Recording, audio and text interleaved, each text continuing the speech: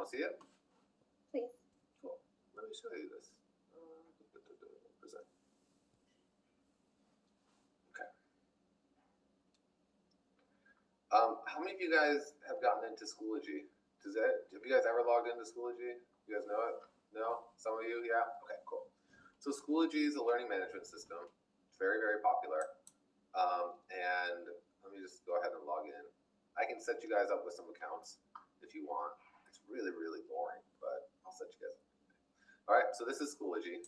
I'm logged in. I'm an administrator, right? So I'm an administrator on this account. How you do this, let me go to the App Center. So in your App Center, you're able to install applications, like so. These are all applications, right? Discovery, YouTube, right? PBS Learning. So these are all applications that you can install. Okay. So what we did, there's types of applications. They all do something a little different. And there's something called an LTI app, a Learning Tools Interoperability application. And LTI is a standard that LMSs have adopted so people can create applications for LMSs. In theory, you're supposed to be able to do this once, and then it should work across every single learning management system, right? So Canvas, Schoology, Blackboard, on and on and on and on.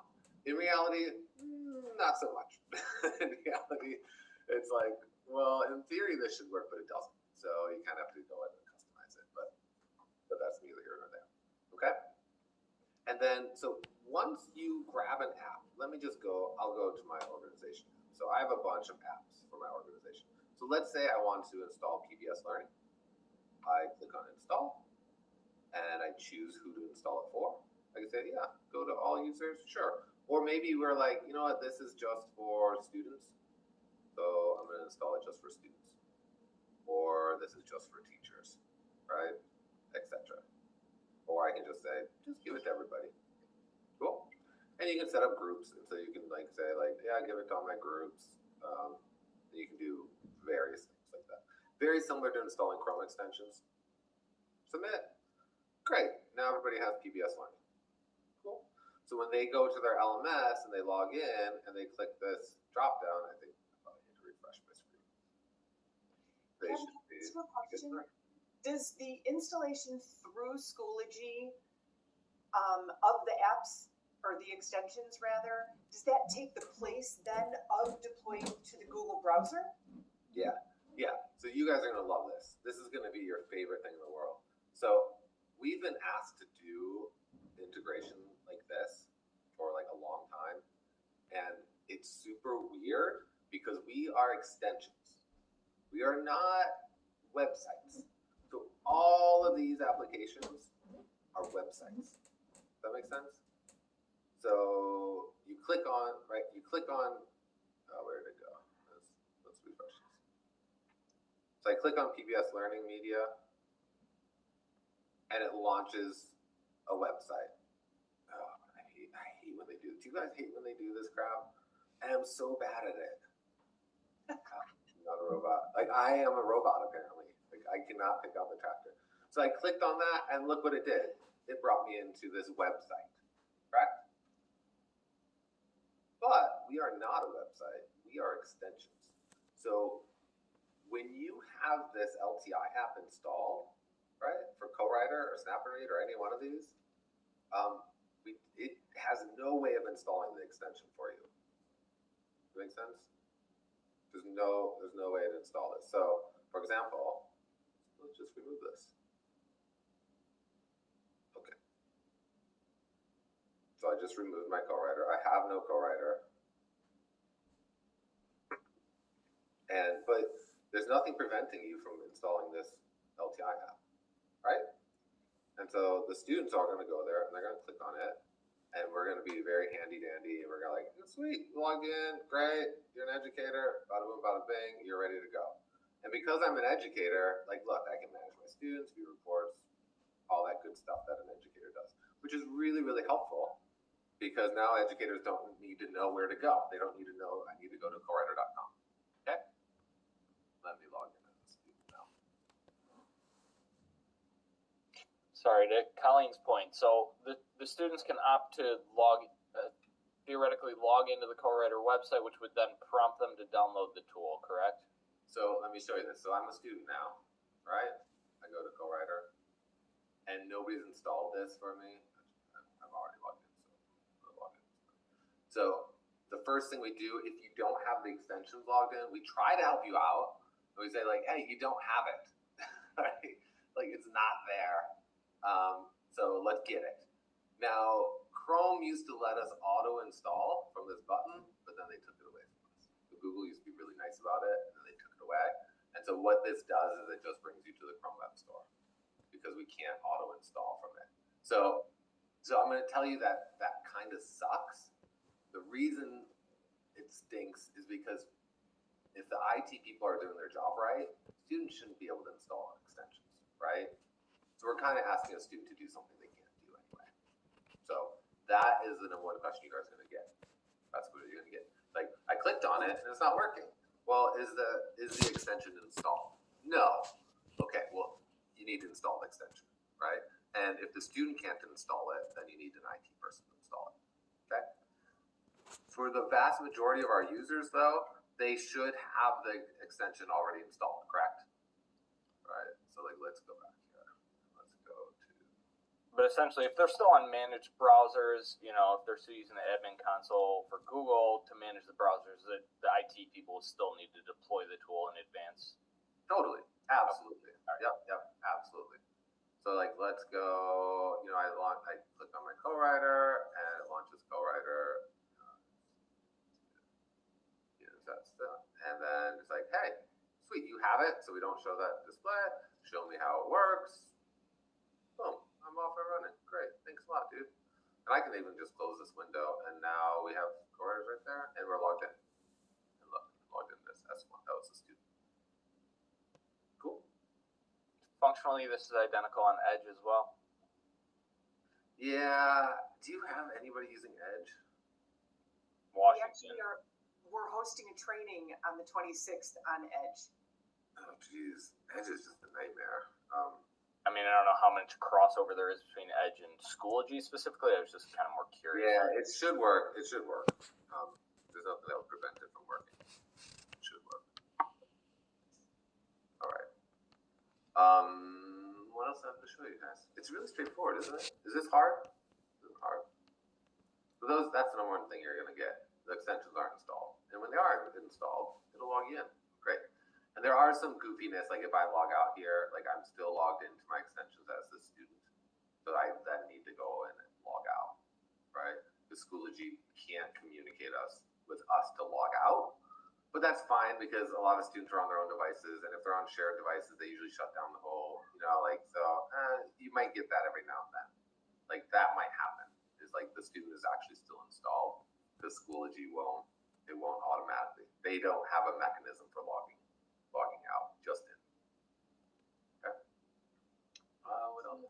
I have a question about that login screen, Kev. It's sign in with Google, sign in with Microsoft, sign in with Schoology. Yep. Will that Schoology option be available across the entire, network, or will it only appear to districts that have Schoology? Well, we don't know if you're a district that has Schoology until you log in. Okay, so it will appear to everyone. Yeah. And so if a student clicks sign in with Schoology, then they'll have access to the tool based on their rostering with Schoology, them being connected over there. Do you want me to do that for you, Colleen? Sorry? I'll do that for you guys. Let's do this right now. So I'm a co-writer. I have my sign with Schoology button. Click. And so then it says like, hey, don't give me a tractor. Okay, good.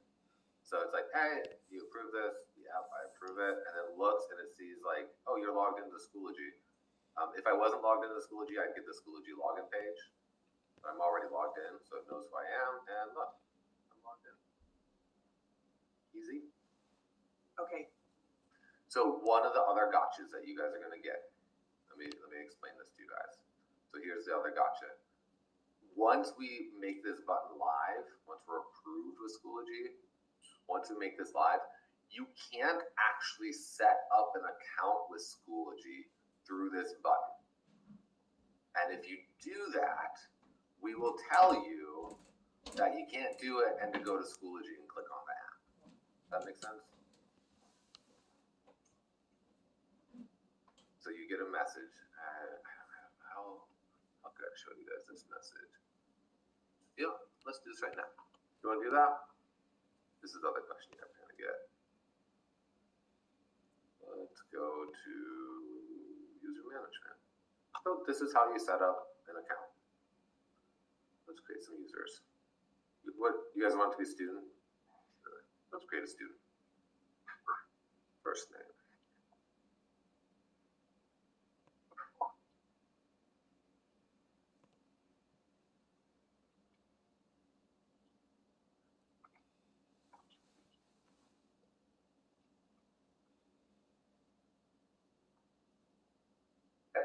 Cool. That's enough. Okay, let's don't allow duplicates. Great. Let's create this user. So notice how I have not created this user in CoWriter or any of our other tools. Cool. So we got our user there. Let's go to CoWriter. I click sign in with Schoology. Oh, I'm already signed in. It's too smart. That's it. Let's log out of Schoology. I mean, this isn't like, let's go back. Let's refresh. Hopefully it won't pick up. There we go. So now it says sign with Schoology. Okay. Logged in. So we're going to approve it. And we say, no, we can't create you. We say to create an account using Schoology, please log into Schoology and launch CoWriter from there. CoWriter isn't installed, you may need to ask our team to install. Cool? So let me explain to you why we do this. Let's go to Schoology.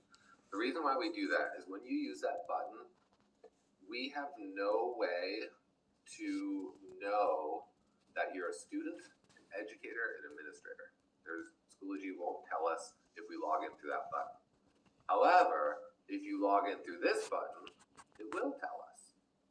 I know it's like super weird, but that's just how it works. And so if I click on my CoWriter button, it's going to launch CoWriter, and Schoology will tell us like, hey, this is a student, this is their name, this is their credentials, and I'm in, and I'm logged in. And guess what? Notice how I didn't set up this kid in our onboarding, but now they are in our onboarding. Cool. Now I'm all ready to go. See? That's for student. Ready to go. Now that I'm set up, I can use that login with Schoology button. So, for example, I'll go.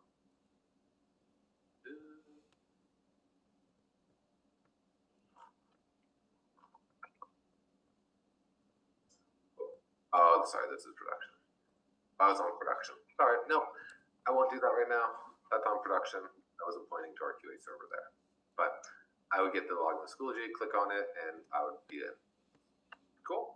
So, quick question. So, does the student themselves have to do that process and just kind of come from Schoology, or let's say, can IT do that if they set it up in CoWriter ahead of time? So the student would have to click on that CoWriter icon in Schoology to get set So, up. if the student has never clicked on that, they can't use the Schoology button regardless of anything else. Well, yeah, like they can click on it, but we can't create their account. Like we can't do that. Oh, can IT create accounts for everybody, like one time way at the beginning, and then it would work smoothly, or does the student literally have to do that process themselves? Well, so keep in mind when you're dealing with like an LMS, students are used to logging into the apps from the LMS. They're not used to going somewhere else to log into the app. So is it going to happen? Yeah, it probably will happen, but it's not typical. Typical usage is login, right? Like there's my app, I click on it, I'm in. That's typical usage.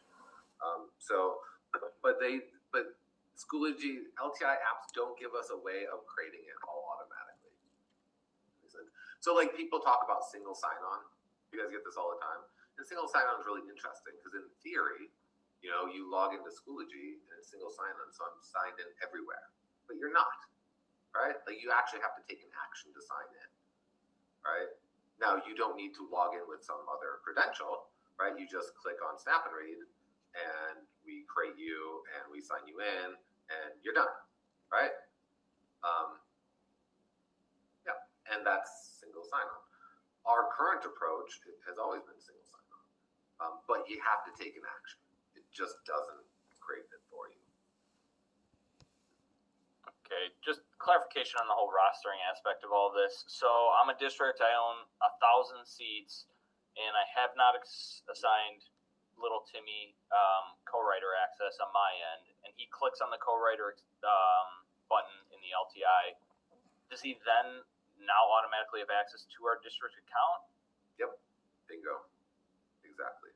So what happens if there's a limited number of seats? There's a 15-seat license. Does the educator still add them to co-writer in the traditional, typical manner? And then the sign in with Schoology is the way the student accesses it? You can do that. So one of the things with the seated licenses, we have to make that available. Originally, I didn't want to do that for seated licenses, but as you know, LAUSD is a seated license, right? To expose it to seated licenses. It's not my favorite thing in the world, but if you exceed your license, we will give that kid a message like you don't have, like you've exceeded, like we can't log you in because you don't have enough licenses. Which sucks. Like I never want a kid to get a message like that, but we don't really have another way to do it because we can't set you up because you don't have a license, you don't have enough seats. Like, sorry. So, but when we talk, like Nick knows, like when we talked to LAUSD, I was like, please don't do that. Please only give the app to the kids that should have access, please. And they said that they would do that, but I don't really. Maybe they will, maybe they won't. But they'll use their seats, and once they're up, we pop that message. So that was my kind of qualifying question. The Schoology admin can determine which students see which apps on their own dashboard? Yep. Okay. So yes and no. So let me tell you what a typical IT person does. Typical IT person comes in here, clicks that button, and they're done. Right? Like that's how you do it. Like that's what most people would do. So yeah, like this PBS one. Now I could create a group and put only those specific students in that group and make sure that it only goes to them. I could do that. They don't. So just so you guys know, it's not going to happen. It's similar to the extension. How many schools do you guys have where it's everywhere, whether the kids have an account or not? Like vast majority. Could they restrict it based on groups set up in Google? Absolutely. But they don't. No, very few do. Some do, but most don't. Nope. So Kevin, back to my question, you said they could do it that way in the traditional manner, going into co-writer and adding students there. What's the other option, or what do you think is going to be the way that educators will actually connect students to their tools? Oh, well, it depends what you want. So you can absolutely go to onboarding and plug in all the kids, right? Okay. But I think what we're being asked for in the Schoology side, people want to quote unquote roster through Schoology, which is what this essentially does. So like that, the student 4 that I just created, I didn't set them up in our tool. So IT doesn't want to set up students in another tool, right? They want to just do it once and be done with it. So this gives us that ability to do that. So you set it up in Schoology, and then you're done. And then the kids click on the app, and we create them, and there you go. They have access. Call it a day. Because I think, and rightfully so, like IT people have a lot on their plate. They don't want to go to 5 different systems, 20 different systems, 50 different systems, and set up all their roster, right? They just want to do it once. So schools that have Schoology just want these kids in Schoology, and they just want the apps to work. That's what they want. They don't want to go to cowriter.com. They don't want to have to set that up. But they will have to configure it. Does that answer your question, Colleen? Yes. So to clarify, the big limiter is who IT actually decides to give the LTI integration to in the first place, as opposed to like on our end, right? So if they have 100 seats and we only want those students to get it, then we want to tell IT that, hey, you just want to push the app in Schoology to those 100 kids, right? And it's all on the Schoology side, not the co-writer or Snap and Read side. Right? Yep, absolutely. And if they push it out to everyone and 151 kids want to get in, well, the 151st kid can't get in. So there's no other way to do it. Okay. But you will absolutely run into that. It's the best we can do. You know what I mean? I wanted to restrict it to only unlimited because that makes our life like we restrict OUs only to unlimited licenses because it's a disaster. Like it's just clunky if we don't, right? So like a school tries to set up an OU and they only have 10 student seat license. So we just say like, well, which 10 students do you want to set up? Like it's kind of weird. So we just restrict that. But with this, because it was LA and because they're seated, we opened it up to seated licenses. But you'll get that call. And it's just a matter of setting, right? Yep. So you've already covered kind of granting access through this LTI. Can you remove it? You can't remove a student from co-writer by removing them off your Schoology roster, can you? Nope. You got to go to cowriter.com to do that. Okay. Schoology has no way to remove or log out. They have ways to log in, but there's no way to log out. Does the Schoology admin need to be an admin on co-writer, Snap and Read, or whatever to actually do this as well? Yep, I'll show you how to do it. Yep. Oh, and Nick, that's a good question because it's very similar to how Google works. Right? Like if you set up Google and you remove them from Google, Google doesn't tell us like Google login, right? Unless you're using OUs, in which case we will remove you from our tools and Classroom.